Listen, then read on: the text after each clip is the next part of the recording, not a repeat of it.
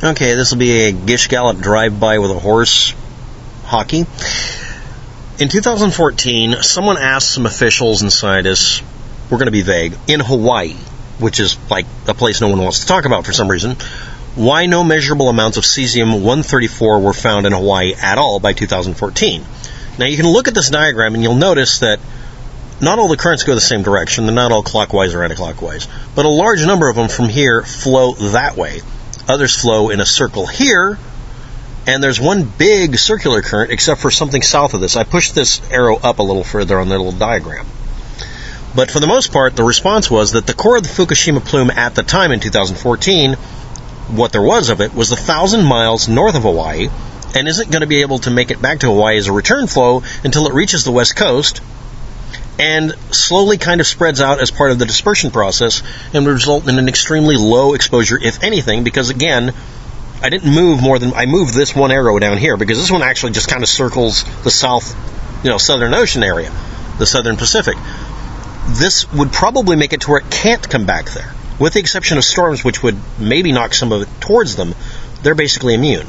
But you may have noticed on every single diagram people show that they want you to look at, it shows a dispersion pattern that's completely linear and isn't affected by ocean currents, which are very well known and understood. That's kind of important. Even the Woods Hole Institute simulation didn't really take this into account. So, my request to all the Fukushima believers, because you are just believers, you're not scientists or researchers, I want you to tell me whether or not Hawaii has shown any exposure of specifically cesium, that specific cesium-134, and when it happened. And you have to show a reliable source, not Data Dumford, who literally threatens to kill scientists who disagree with him, and not any of the other Fukushima believers, but somebody who has no emotional interest in this. Somebody who actually went out there and tested this stuff and has been doing it consistently. Somebody with no axe to grind and nothing to gain by lying about it. I mean, you do know that there are independent researchers who study the ocean in general. And also, here's the requirement. What was or is the background radiation level in the Pacific Ocean versus the Atlantic Ocean? If you don't have that information, we don't have a basis for doing any kind of standpoint for doing comparison.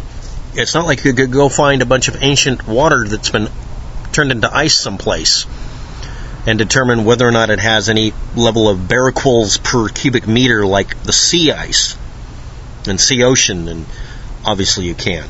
I want everybody to do that claims to be a Fukushima advocate about this, because if you can't find that information, you're not looking. I mean, I tried looking it up. I couldn't find any straight answers as far as one answer, but I found lots of different answers because this planet has a lot of exposure. But how many barnacles annihilations per minute normally happens in seawater in the ocean? You could also look up, all sorts of things. And it doesn't have to be just this cesium-134. It could be anything.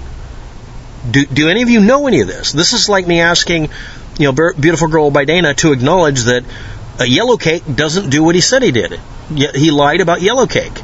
He doesn't know what he's talking about. Why do you impress yourselves by looking for people who don't convince you that maybe you need to learn more? Why don't you ever double-check yourselves?